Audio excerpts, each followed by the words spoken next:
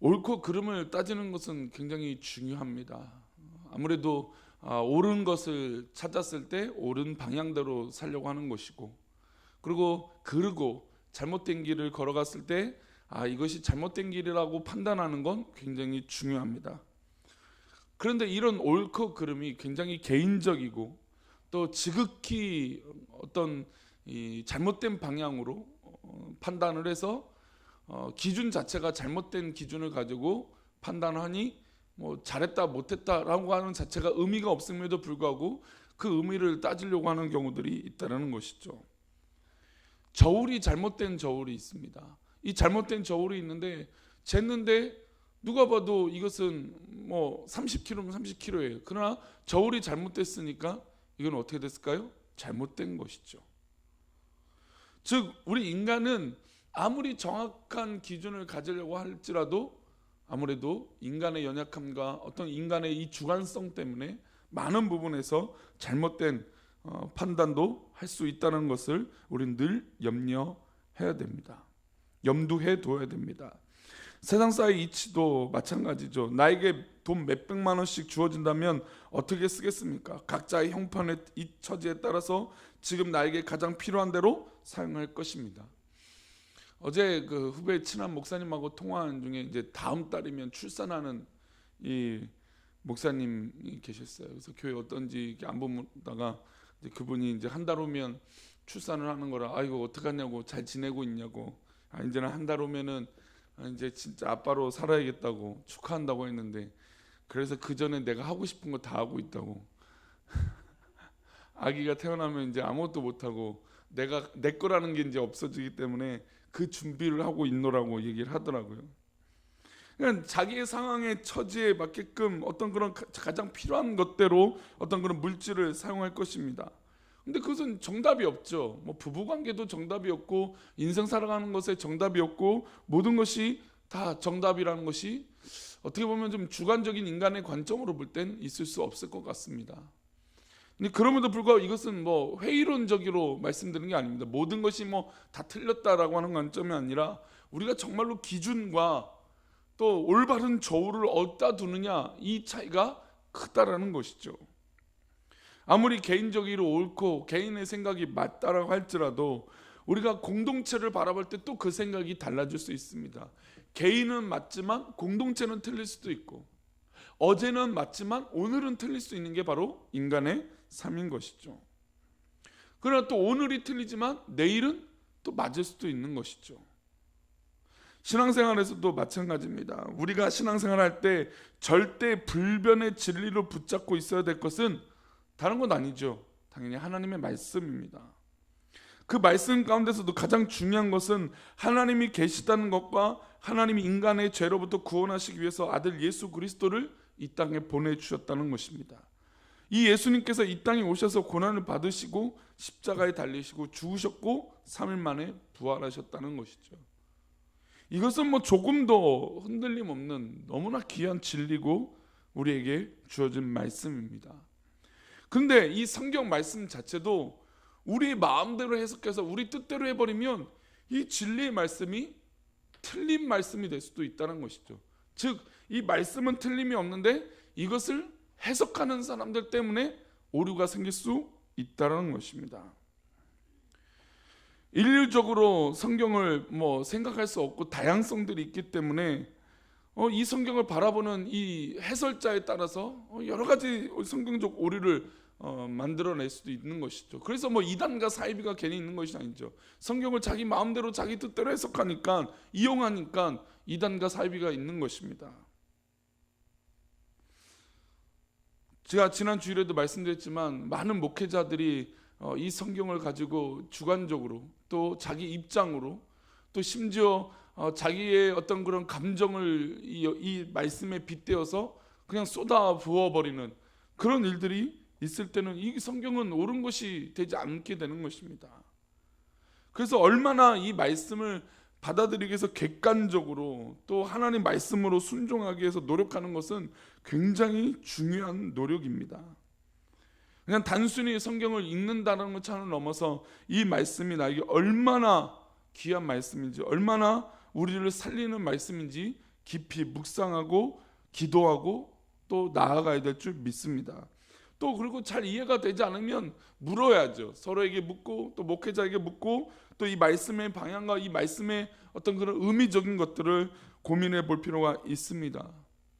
사실 그렇잖아요. 어린 자녀들이 클 때도 질문을 많이 하잖아요. 그렇죠? 그 호기심에서 있는 질문이기도 하지만 잘 모르니까 하는 질문도 있습니다. 그래서 그 잘 모르는 질문을 물어요. 그래서 부모님이 가르쳐 주죠. 부모님이 모를 수도 있겠지만 아는 것은 잘 알려주려고 합니다. 알게 되면 그것을 배움으로 여기고 깨닫게 돼서 아 그렇구나라고 알게 되는 것이죠. 말씀도 바로 우리에게 그런 과정이 필요한 것입니다.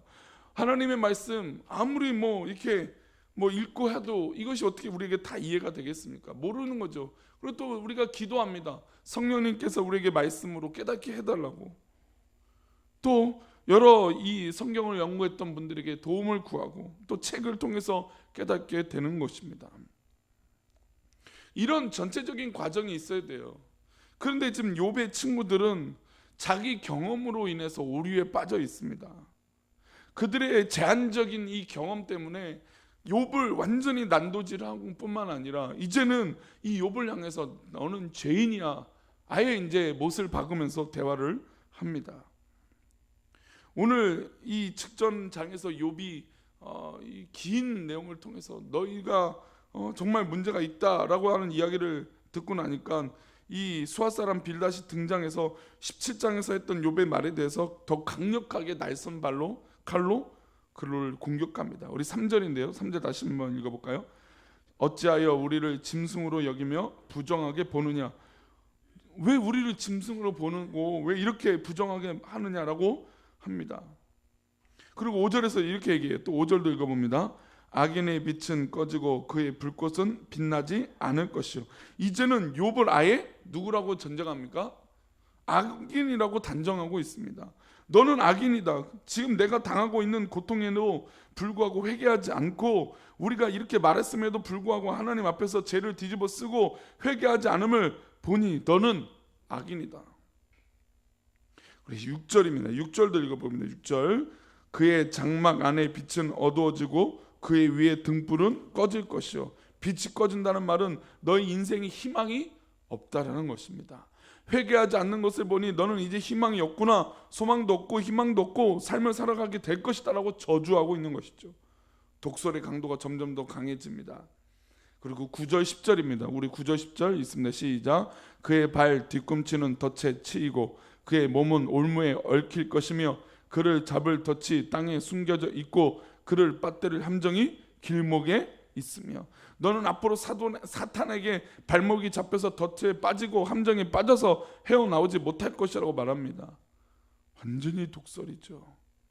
이쯤 되면 이제 이 욥의 친구들도 이성을 잃어버린 감정적으로 이제 마음이 상한 거죠. 욥하고 대화하다 보니까 이 욥이 도대체 이 죄 때문에 너가 사단에 그냥 발목이 잡혀서 살게 되는 그런 이 모습이구나.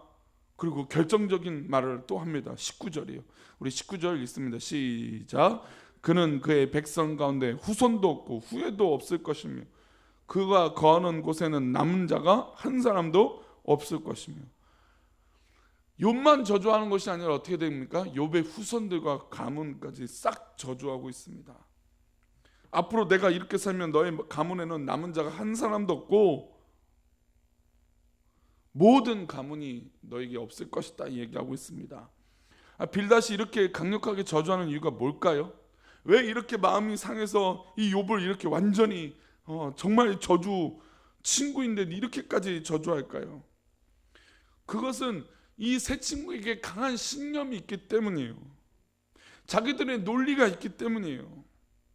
빌닷이나 엘리바스나 소발이 가지고 있는 논리도 어떻게 보면 맞는 말이죠. 인과율이 사실은 모든 것이 틀릴 수도 있지만 또 맞을 수도 있는 것입니다. 그런 결과론이 있는 것이죠. 내가 원인이 있기 때문에 그런 결과가 있는 건 당연할 것입니다. 근데 또 마치 이런 이 사고들을 뭐라고 얘기하냐면 신명기적 사고라고 얘기합니다. 우리가 신명기 28장을 읽어보면 우리가 축복에 대해서 얘기를 합니다. 어떤 말씀이 나오냐면 내가 하나님의 말씀을 청종하면 들에서도 복을 받고 집에서도 복을 받고 들어가도 복을 받고 나가도 복을 받을 것이다. 만약 하나님의 말씀을 따르지 아니하면 들에서도 저주를 받고 집에서도 저주를 받을 것이다. 신명기의 사실은 이게 가장 큰 핵심이죠. 하나님의 말씀을 따르면 복을 받고 하나님의 말씀을 따르지 않으면 저주를 받는다. 그런데 이것을 배경적으로도 이해할 필요가 있습니다. 어떤 배경적인 이해입니까? 이들은 이 신명기에 있는 이스라엘 백성들은 이제 곧 가나안 땅에 들어갈 백성들입니다. 그래서 모세는 이 가나안 땅에 들어가려고 하는 백성들에게 하는 이 마음의 의도가 더 큰 것이죠. 그래서 이 신명기, 즉 가나안 땅에 들어가서 너희들이 정복하고 살 때 어떻게 합니까? 하나님 말씀 지키지 않으면 너희들은 저주를 받는다는 것이죠. 지키면 복을 받는다. 그런데 우리가 잘 아시다시피 이스라엘 백성들이 이 이방인들을 또 하나님 앞에 저주받은 이 악한 이 존재들을 다 심판하고 다 정복했습니까? 아니죠. 타협하고 또 심지어 그들에 있는 우상을 받아들여서 살게 됐던 것을 우리가 잘 알고 있습니다. 사실 그 말씀이에요. 너희가 하나님 말씀 지키고 우상을 섬기지 말고 하나님 말씀대로 이 정복 전쟁을 완료하고 가나안 땅을 완료하면 하나님께 복을 받는다는 의미가 더 큰 것이죠. 근데 이것을 마치 우리 신앙의 전반적인 것에 다 적용하는, 정말 주관적으로 적용할 때가 있다는 것입니다. 때로는 우리 가운데 정말 시험이 오고 또 이것이 마귀가 우리를 넘어뜨리는 것도 있겠지만 하나님이 우리에게 훈련시키기 위해서 주시는 것도 있다는 것이죠. 그러면 그것이 저주입니까? 하나님께서 인도하시는 방법들은 우리를 훈련시키는 방법들이 저주입니까? 그렇지 않죠. 그래서 이 신명기적 논리를 욥에게 들이대는 것은 맞기도 하지만 틀리기도 합니다. 옳다는 것은 신명기적 논리에서 옳고, 인과율, 단순히 그냥 이 잘못된 이 욥의 문제들이 일어난 것이 그냥 너의 잘못 때문이다, 너의 죄 때문이다라고 하는 것, 하나님의 놀라운 뜻을 헤아리지 못하는 것은 틀린 것이죠. 그래서 어떤 현상을 이야기하기 전에 하나님께서 어떤 의도를 가지고 계시는지, 하나님께서 어떻게 역사하시는지 그것을 바라보는 것이 더 신앙적인 접근인 것입니다. 하나님은 자비하셔서 사람이 아무런 일을 하지 않아도 선을 베푸시기도 합니다. 그러니까 잘 되는 것도, 우리가 아무것도 안 하는데도 하나님이 우리를 잘 되게 하실 수도 있는 것이죠. 꼭 잘못된 것만, 무엇이 잘못됐기 때문에 그런 일이 일어난다? 라고는 접근보다 하나님께서 우리에게 정말 언제든지 좋은 것은 또 좋은 것으로, 또 우리를 훈련시켜 주시는 건 또 훈련시켜 주시는 것으로, 또 때로는 우리가 잘못된 선택으로 넘어질 수 있음을 늘 경계하고 돌아봐야 되는 것이죠. 욥의 세 친구들은 자기들이 경험한 하나님, 자신들이 가지고 있던 그 논리로만 욥을 정죄하고 심지어 악인이라고, 또 너의 가문이 망하는 것이라고 이야기하고 있습니다. 근데 때로는 교회 안에 분쟁이 일어나는 것을 보면 이런 거예요. 자기 옳음의 논리에 있기 때문에 사실 이 긴장감이 있는 것이죠. 자기 의로움이 있고 자기가 맞기 때문에 분쟁이 일어나는 것입니다. 나는 안 그랬습니다. 나는 그런 의도가 아닙니다. 의도로 따진다면 진짜 악의적인 의도를 갖고 있는 사람 말고는 그 의도가 정말 애초부터 나쁜 의도로 접근하는 사람이 있겠습니까? 게을러서 귀찮아서 그런 모습은 있겠죠. 의도로 따진다면 사실 누가 누구를 정죄하겠습니까? 그래서 이 교회 안에서도 어려운 문제가 생길 때 더 어려운 문제가 생기는 건 또 어떤 면이냐면 종교적 신념, 이 자기 의로움이 더 강해지기 때문이에요. 내가 믿는 게 맞다라고 생각하기 때문이에요. 그러나 그 믿는 게 맞다라는 것조차도 하나님 앞에 내려놓고 기도할 필요가 있습니다. 사랑하는 성도님들, 오늘도 우리가 하나님 앞에 이 욥의 친구들의 대화를 보면서 우리의 신앙의 성숙함을 위해서 기도하시기는 우리 사랑하는 성도 되시기를 축원합니다. 욥의 세 친구들의 욥의 고통과 어려움을 품지 못하는 이유는 그들이 가지고 있는 하나님의 사고가, 하나님께 향한 판단들이 잘못됐기 때문이에요. 하나님께 이것이 맞다라고 여기니까 욥을 더 이상 품지 못하는 것이죠. 우리의 사고의 폭이 이와 같으면 우리도 폭을 넓히며 살 수 없는 것입니다. 아무리 기도를 많이 한다는 것처럼 느껴도, 아무리 성경을 많이 읽는 것처럼 보여도 우리의 입장과 내 생각으로만 판단해버리면 그것은 폭넓은 사람이 되지 못합니다. 특별히 우리가 이 아침 기도를 하며 우리가 기도하는 우리 사랑하는 성도님들은 넓은 신앙이 있기를 축복합니다. 하나님과 타인의 경험한 하나님을, 또 나도 내가 경험한 하나님도 인정하지만 남들이 하나님을 경험한 것도 인정하고, 우리 모두가 경험하는 이 하나님을 찬양하며 함께 춤을 추고 함께 기뻐하며 함께 예배하는 우리 모든 사랑하는 성도님 되시기를 축복합니다. 그래야 마음이 여유로워져요. 내가 또 맞지만 저 사람이 하나님께서 인도하시는 저 부분도 있을 수도 있겠구나라고 하는 면을 인정할 때 우리의 삶이 여유로가 생겨요. 근데 나만 오르면 삶이 여유롭지 못하죠.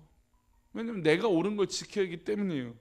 근데 생각보다 잘못된 것을 인정해서 풀어나가는 것보다 내가 옳다라고 하는 여기는 그 옳은 것을 지키는 것이 오히려 더 피곤해요.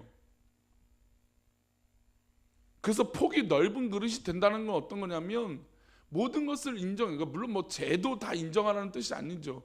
우리가 참 판단하기 어렵고 때로는 잘못된 것이라고 느껴지는 그것조차도 하나님께 묻는 그런 폭넓은 기도와 폭넓은 신앙과 폭넓은 그릇이 우리가 되어져야 된다는 것이죠. 오늘 아침 기도회 하시면서 기도하면서 또 오늘도 릴레이 기도나 또 여러 가지 삶에 있어서 우리 사랑하는 성도님은 넓은 그릇이 되기를 축원합니다. 넓은 그릇이 되셔서 정말 다양한 것들을 담아 봅시다. 하나님의 은혜도 다양하게 받아보시고 또 성도들과의 관계도 다양하게 누려보시고 우리의 모든 기도의 영역도 다양하게 누려보시고 또 세상을 향해 나아갈 때도 다양하게 품어보시는 그런 믿음의 넓은 그릇 되시기를 간절히 축원합니다. 기도하겠습니다. 하나님, 오늘도 귀한